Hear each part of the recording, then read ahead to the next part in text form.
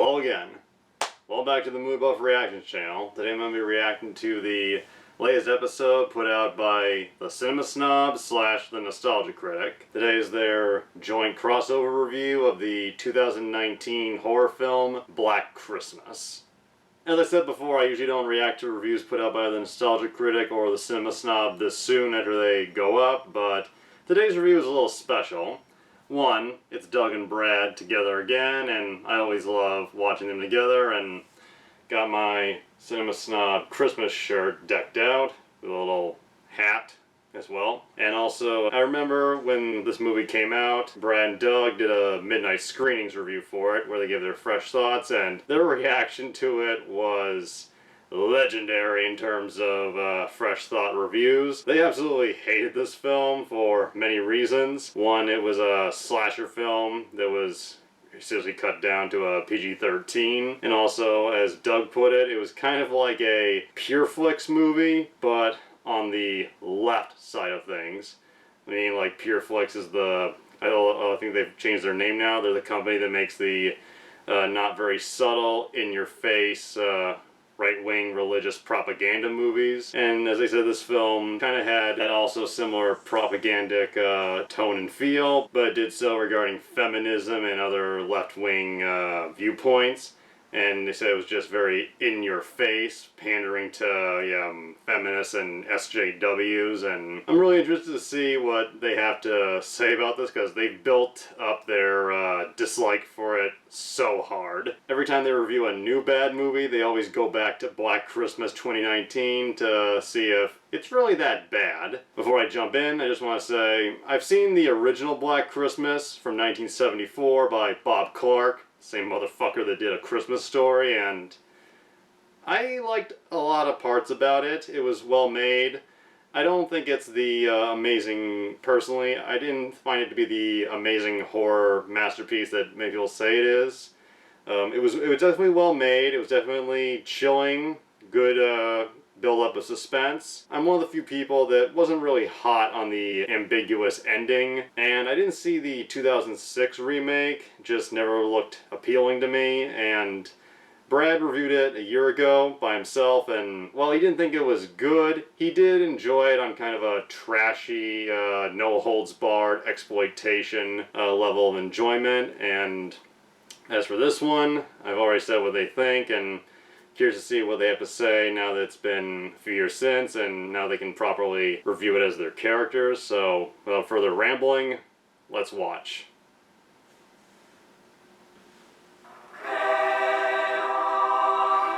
I was walking through the mall, it turns out if you're dressed like this, they'll just immediately give you a job handing out candy in Santa's village. Why'd you take the job? It's across from Annie Ann's. I like their samples. Why are we just standing here? Because I ate all of the candy I was supposed to hand out. When you do that, they want you to replace it. And there's only one guy I know of who will give us Christmas candy on the down low. Who is that? Oh, God, no. Ho, ho, ho! Welcome, children! I see someone's come back for Santa Santa Christ. Christmas candy! Children, I'm gonna be 40 this month. Certainly don't dress like Yeah.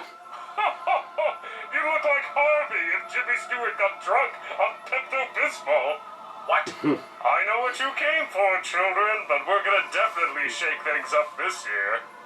How so? Santa Christ wants his candy to appeal to a new audience.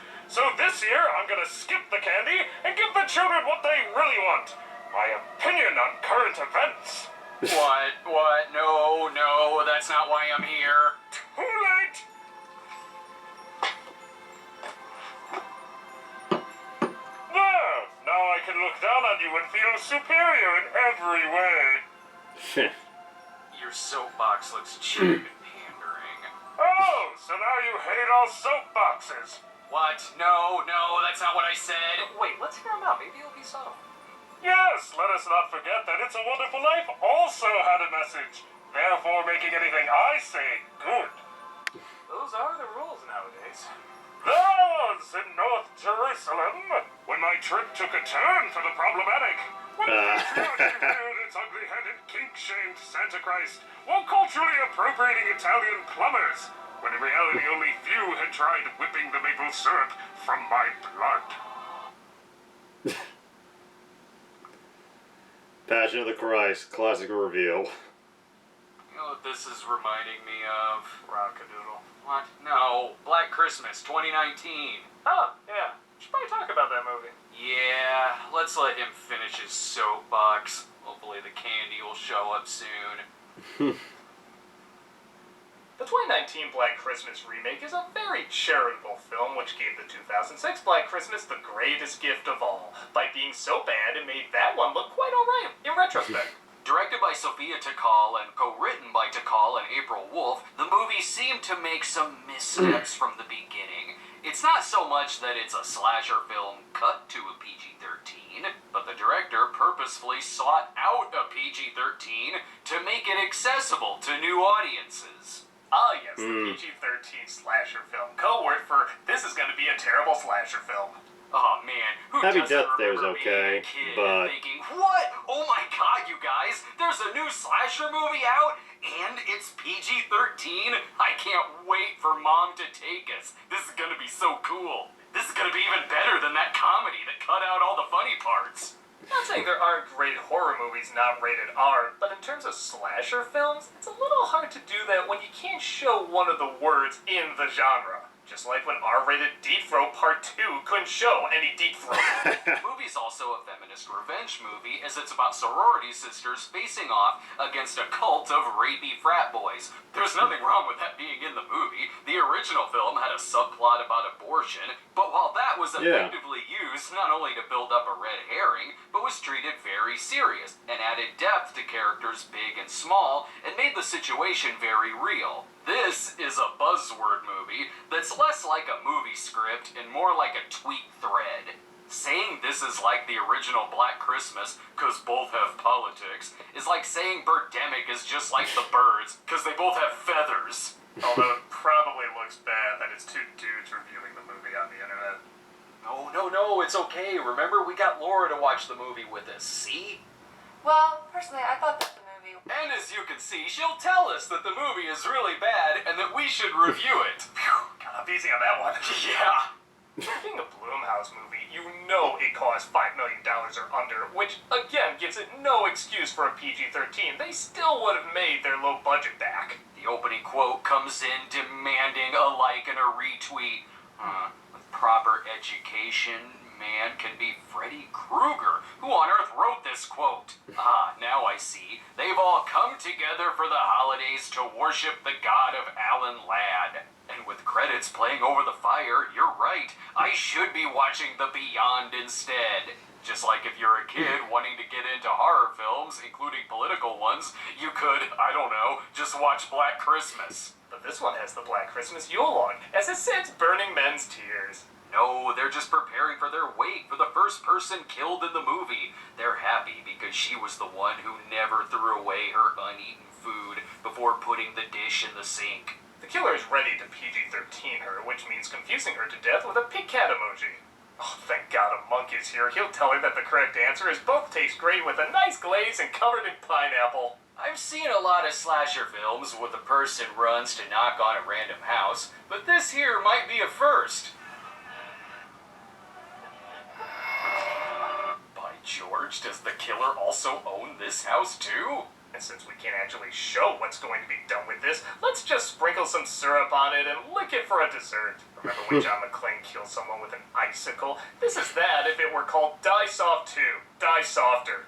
I remember when I first saw this and pointing at this image and saying, "Ha! That's a dick!" But now, knowing how the movie ends, I'm pretty sure that actually is foreshadowing, which shows you that you're about to watch something as subtle as a snow angel's dick in the snow. Like in all Black Christmas movies, our leads are a group of sorority sisters, only these characters get all their clothes from Club Yas Queen, while living in a luxurious dorm on a studio lot. After they've had their breakfast of foreshadowing. Okay, good, because I thought it sounded cute, like Dickensian or something. Wait, Dickensian Dick?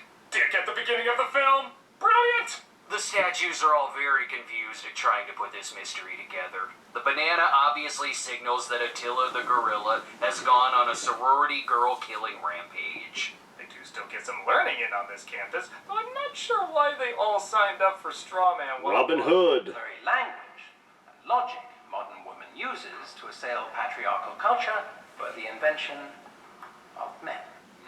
Not one of Hannity's best books. There hasn't been a single reference to the war on Christmas. Who here can tell me what they think this writer is trying to suggest? It's that Santa ink was an abomination. Have I not made this clear enough? Look, I drew the female and male symbols on the chalkboard. That should tell you these arguments are going to get as deep into the sexes as God's Not Dead does with religion. I can't imagine why anyone would want Professor Carrie Elway's fired.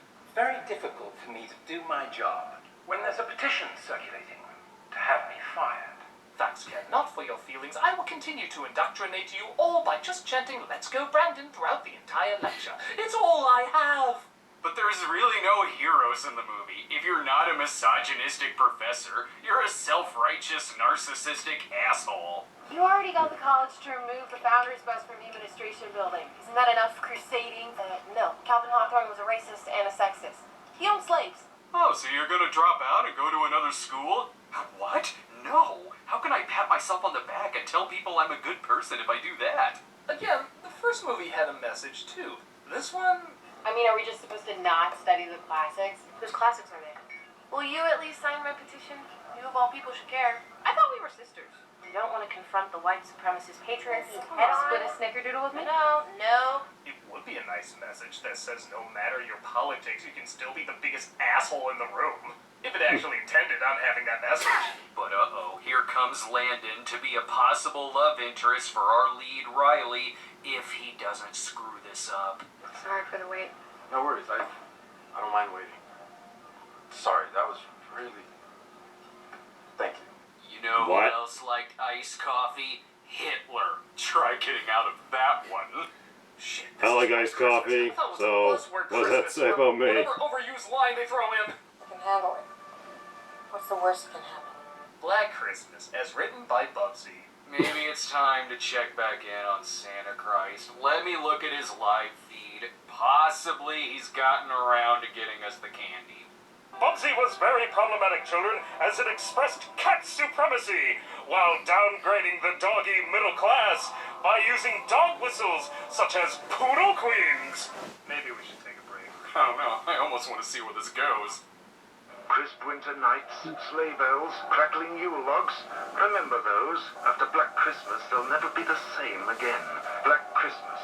If this movie doesn't make your skin crawl, it's on too tight.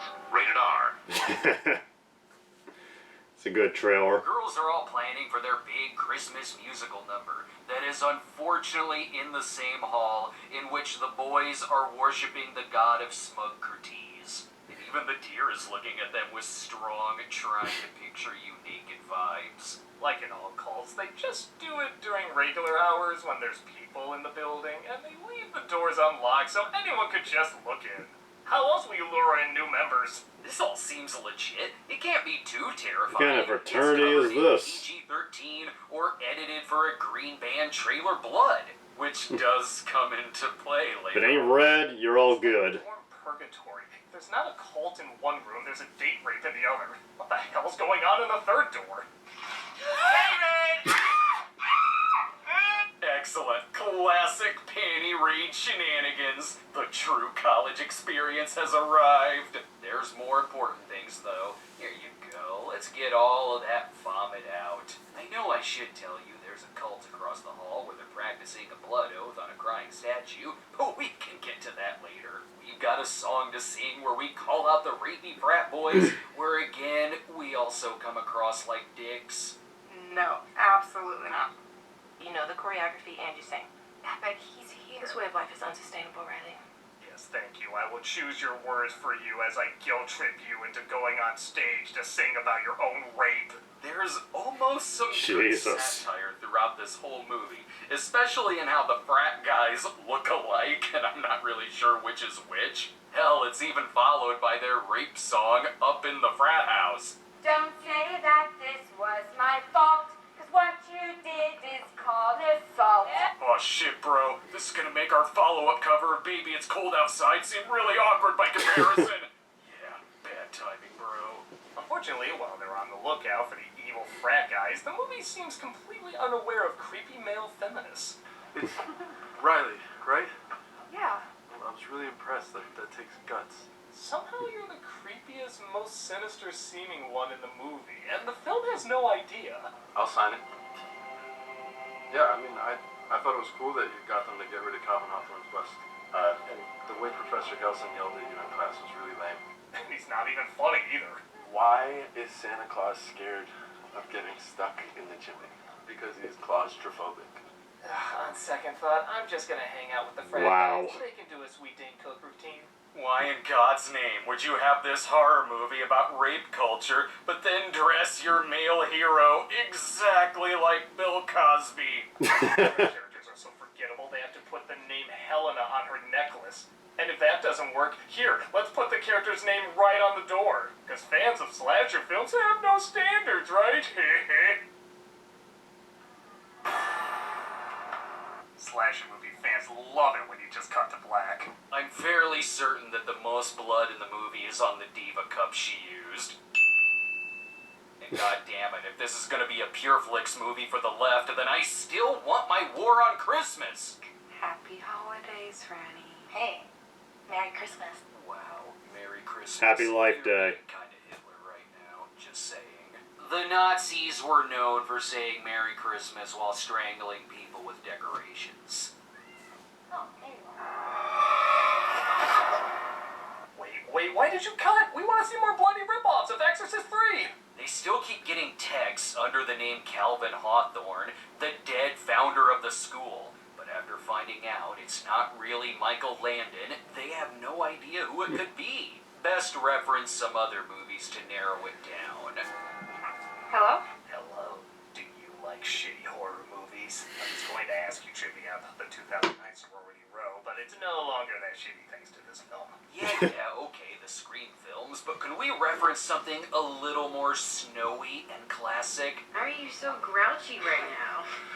I'm not being grouchy. I just really love throwing in Jack Torrance lines to show his toxic creativity. There are some slight throwbacks to the first movie, like not knowing when one of the sisters is dead. For instance, here, they stick her up on a balcony like a sequel to The Hangover, where they never found the missing friend. I still don't trust this guy. I was just brushing up to beat you with bad jokes later tonight. Just ignore all the red flags right now. This whole school is a mess. They removed the bust of Hawthorne by student demand and have nothing to replace it with. They were gonna put up Albert Einstein instead, but they haven't looked through all of his old tweets to see if he's passed the purity test. Some are getting into the college spirit, though, like Riley peeking into the windows just to see what it's like. Pluto made it look so fun. Unfortunately, Professor Elwes is here to deliver a jump scare and also show evidence that he is absolutely in on this somehow. No covert meetings in hidden rooms where men discuss how to bury women. Every dude is showing signs of evil. Since when do you drink beer? I like beer. What? You're drinking the Kool-Aid of the enemy and becoming more of a stereotypical toxic male, filled with the Coors of the bandit. Because he's the asshole in this scenario, and not My Chris. grandma likes beer. Their act online without asking. What does it say about her? Yeah, I thought the point of calling out frat boy rape culture was to inspire women. What's the big deal? So I posted this video on the internet and now you're getting harassed and threatened about it. You should be thanking me. This movie has the energy of someone who tells a complete stranger to do better while deadbolting a closet full of their own skeletons. Some of these characters have it right.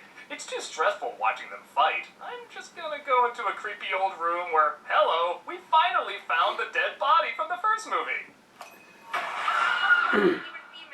I mean, we'll just assume that's what that was. They cut away again. That's still less stressful than watching this internet argument come to I've life. seen TV movies that don't cut away as Generate much. A Twitter argument. Because men have all the power. Not all men have power. Did you just not all men? Not all men are rapists, Chris, okay? I'm not. Wow, does he not like being called a rapist? What a jerk. No, he has to call her hysterical to get the full straw man effect. I don't give a shit. Get out! You're hysterical. I have more. Is it your time of the month? Listen to my stereotypes. I should be feeling sorry for these characters who are being chased by a cult of rapists. How do you screw up your character so bad that when the villains do turn up, Oh my.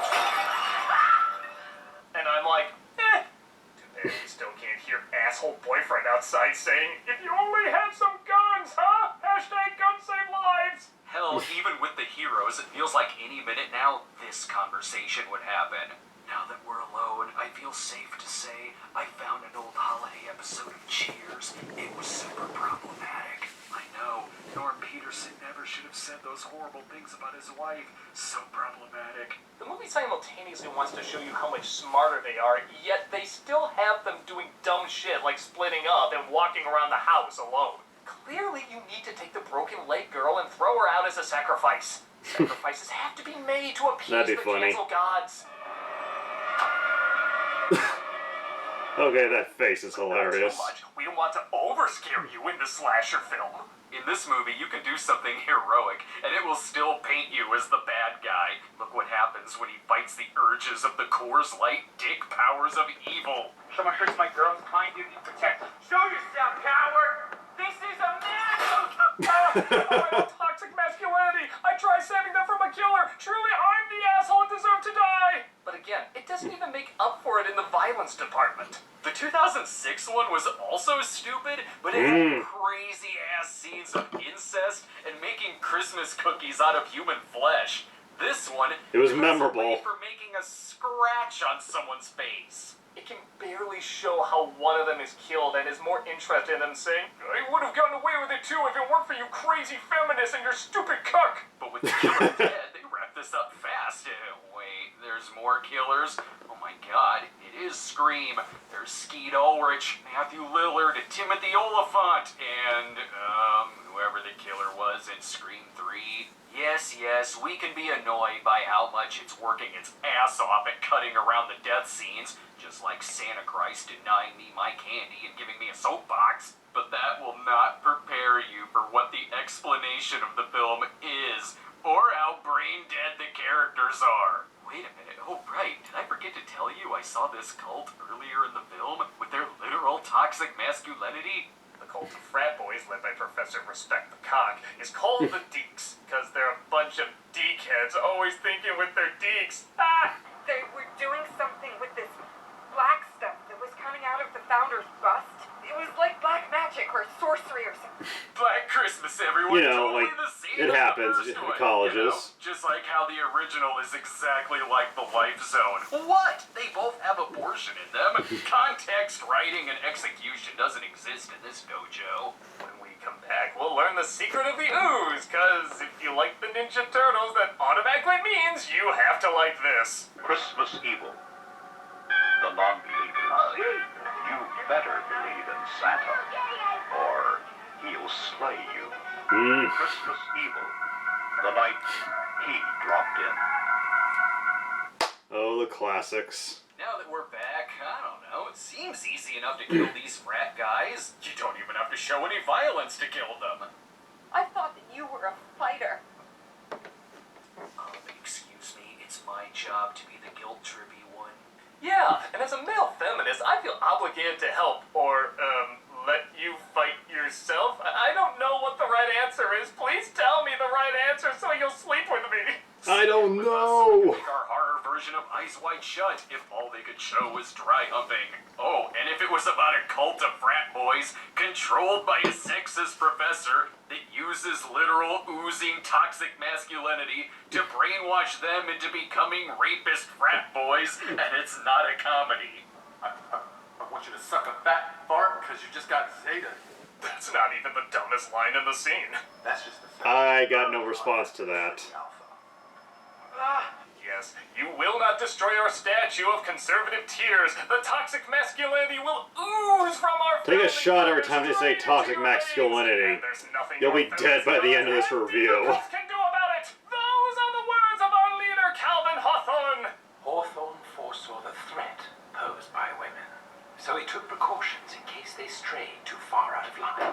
You will pay for our leader's cancellation for old photos of blackface when choosing the minority scholarship. This would all be brilliant if it was a Soul cult Man. run by Dennis. premise on an episode of It's Always Sunny, but instead we're following these characters whose idea of a terrible day is finding out that Chris Pratt woke up and had breakfast. The bastard! But props for saying some of this shit with a straight face. And the spirit of Calvin Hawthorne filled the pledges, possessing them. All we had to do was name the women who had stepped out of line. Again, it's like it's trying to be an answer to all the dated 80s college comedies, except those are still better at being comedies than this is a slasher film, because at least they kept in their jokes. The sacrifices entail collecting various items from the girls by a traitor in their midst. And I'm glad it flashed back, because I would have no idea this is the same person from earlier. Also, they're not appreciating how truly progressive this cult has become. Look, we've got a girl and we've got a black guy. Isn't that what you wanted? Nah, you're right. We can't have both. We just need one. I did everything that I was supposed to. Just like the time Tucker Carlson snapped the neck of Candace Owens live on air. It's funny when you're watching a terrible movie and you know they put in a huge applause moment that probably didn't happen in theaters. You messed with the wrong sisters. Yay! You can see elements of what could be a clever satire. It could have been awesome if this plot point happened maybe halfway into the movie and the rest was dedicated to pure on-screen carnage and chaos, with the sorority sisters facing off against the frat boy cult. But unfortunately, this movie has no interest in being Night of the Creeps or Night of the Demons, and instead wants to be Norma Ray crossed with crammed-in exposition and bad LARPing. Plus another applause moment that didn't happen. We will never be broken. What? Oh, sorry. Went into the restroom. That Irving? Yeah, suck on my PG-13, sexist. Carrie Elways will be okay. He'll be reincarnated into playing more or less the same character in The Unholy. This doesn't even make sense. Landon comes out of his trance, but the others are still evil? So were they just I guess all the white guys are murderous, irredeemable. rapey frat boys? If so, why did they even need the toxic masculinity to turn them into murder zombies? Still, Landon will have a lot of explaining to do.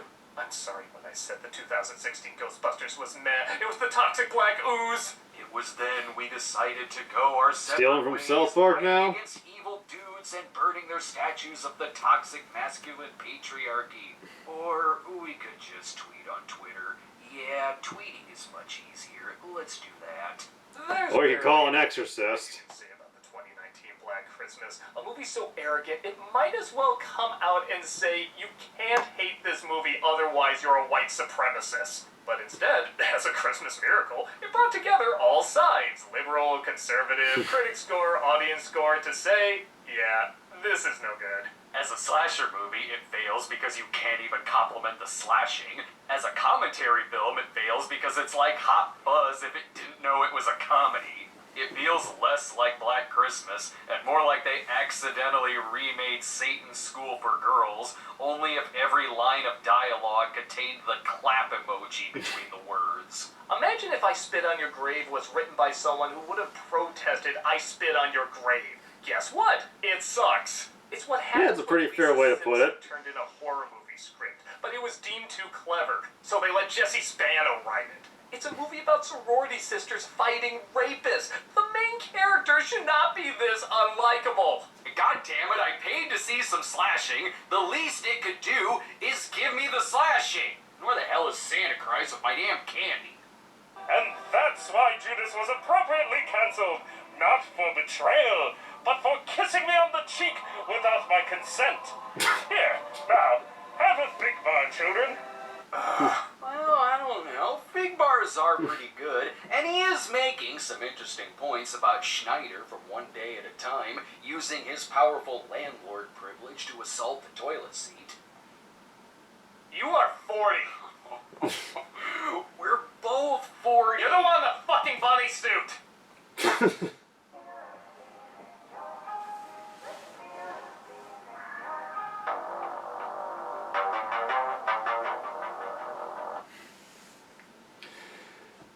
That was pretty fun.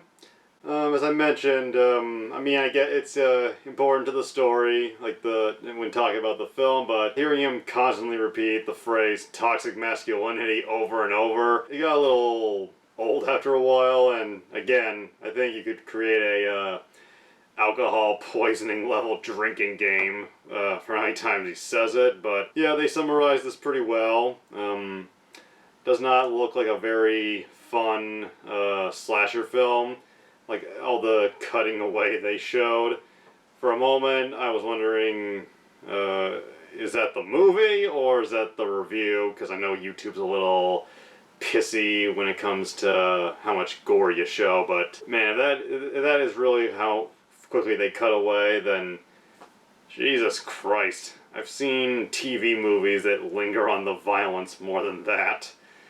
And Doug and Brad, they always work well together. The Santa Christ segments were a little mixed, but the final bit with the fig bar, I thought that was a funny payoff. The Judas kiss without consent, that made me laugh. And regarding what they said about the movie not being very good in its commentary, yeah, from what I saw here, all I can think about when seeing these clips and hearing them talk about this movie is, as they point out, the original Black Christmas did a pretty good job. Like, maybe people who didn't like this movie point out the original Black Christmas kind of was a feminist film with the subplot about the woman considering getting an abortion, and it was handled reasonably well. And if you want a good movie that had a social, political commentary in it, a bit different than this one, but still handled a lot better, then I say check out John Carpenter's They Live, if you haven't seen it already. That film did the perfect balance of being entertaining, having a message, but not coming off as overly preachy about it.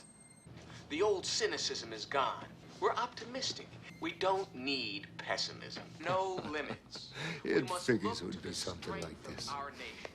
And if you want a good film about badass women fighting evil, sexist men, then I think Birds of Prey, the Harley Quinn movie with Margot Robbie, would be a better use of your time, because that movie was well made, and it was honestly a fun-ass ride. And the last thing I'll say about the movie, based on what they showed here, is the bleeding, crying bust, the black magic shit.